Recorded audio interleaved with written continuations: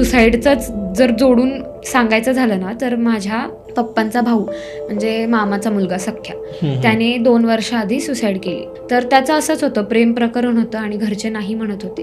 आणि तो जेवला वगैरे, मामांबरोबर बोलला, सगळं चांगलं झालं त्यांचं नॉर्मली आणि ते एकत्रच झोपतात एका रूममध्ये, म्हणजे झोपायचे. तो शेजारीच झोपलेला आणि रात्री 2 वाजता अचानक जाग आली.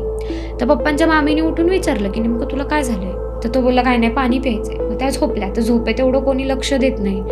तर मग तो उठला आणि अचानकच त्याने सुसाईड केली. फाशी घेतली डायरेक्ट त्यांनी. कुठे फाशी घेतली? देवघराच्या जवळ एकदम. आणि आम्हाला सकाळी फोन आला की असं झालंय. सगळे शॉक्ड, कारण तो मुलगा असा होता ना, इंट्रोवर्ट एकदम, कोणाच्या आध्यात नाही मध्यात नाही, मोजकच बोलणारा, मोजक्याच गोष्टी करणारा, कोणाचं घेणं देणं नसणारा, असा मुलगा सुसाईड कसा करू शकतो? आणि आत्ता मला असं ऐकायला येतंय, आता मग आमच्या घरी लग्न पण होतं, तर तेव्हा आम्ही सगळे जमलेलो आणि आमचं डिस्कशन चालू होतं नॉर्मली. तर तेव्हा आम्हाला समजलं की त्याचं भूत आहे.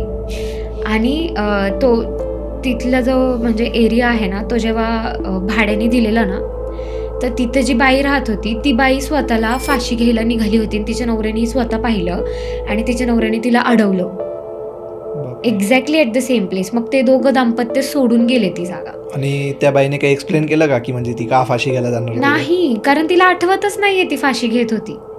Hypnotise kind of. हां.